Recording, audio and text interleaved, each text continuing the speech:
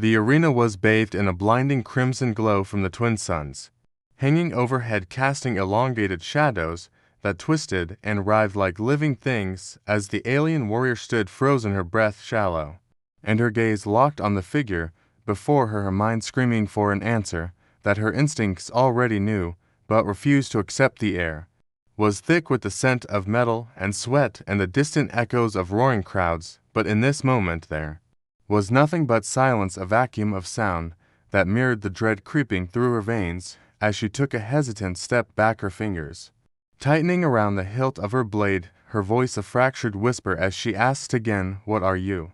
The being before her did not move, it did not blink, it did not even breathe, yet it pulsed with an energy unlike anything she had ever encountered. It had fought with a grace beyond mortal comprehension, each movement calculated beyond the reach of ordinary physics, each strike landing before she even had time to react. It had not merely overpowered her, it had outmaneuvered her, as if it knew her every thought before she did, as if it existed outside the very fabric of time itself. She had faced monstrous things in this very arena, creatures that towered over her and wielded claws that could tear through reinforced armor. She had battled machines infused with the intelligence of fallen warlords. She had stood against legends whose names were whispered in terror across the galaxies, and yet none had shaken her like this, none had made her doubt the limits of reality like this being standing before her, motionless and calm and infinitely alien. The silence stretched into eternity until at last the figure moved, a slow, deliberate tilting of the head as if observing her with amusement or perhaps pity. Then a voice emerged, though the being had no lips to shape the words and no breath to give them weight. The sound echoed directly within her skull, a voice both ancient and unfamiliar, neither male nor female, neither soft nor harsh. It simply was. "I am beyond your understanding," it said.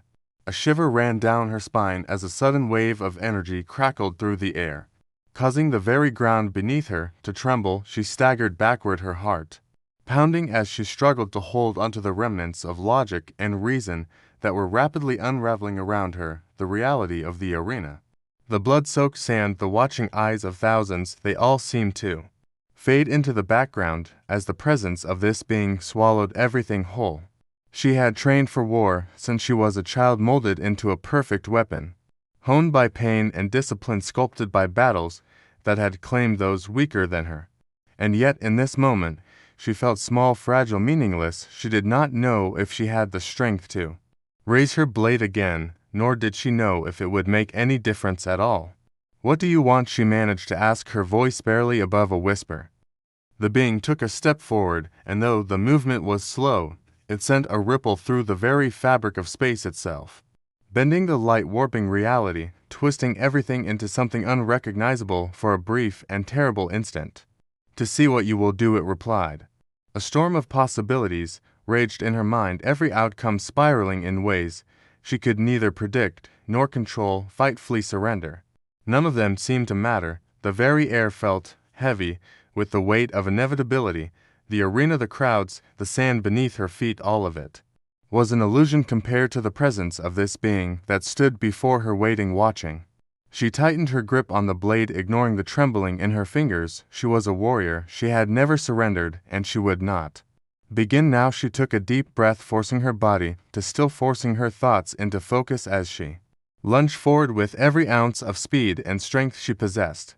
The blade met only empty air. The being was no longer there, and yet she felt it behind her, around her, within her, as if it had never needed a physical form to exist. She turned sharply, but there was nothing, only the silent arena, only the stunned faces of the thousands who had watched, only the lingering echo of a voice inside her mind. "You are not ready yet."